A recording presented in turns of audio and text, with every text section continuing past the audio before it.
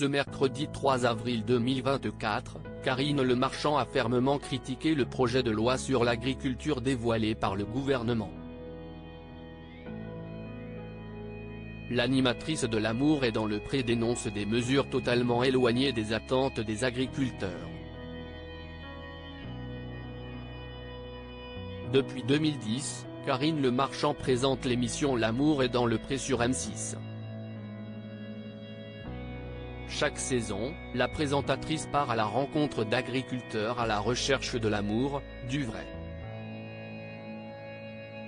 Ainsi, l'animatrice est sensibilisée aux problèmes que peuvent rencontrer les agriculteurs qui protestent depuis des mois contre la concurrence venant d'autres pays européens.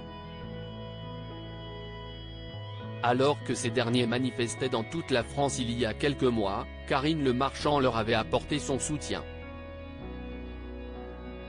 Elle avait notamment participé à un barrage d'agriculteurs à Paris en janvier dernier. Pour rendre cette contestation possible, la Love Coach des agriculteurs s'était fait aider par un ancien candidat de L'Amour est dans le Pré, Benjamin. Si est lui qui a tout coordonné pour moi. Si est lui ma taupe auprès des jeunes agriculteurs, avait-elle confié face à des caméras présentes sur place.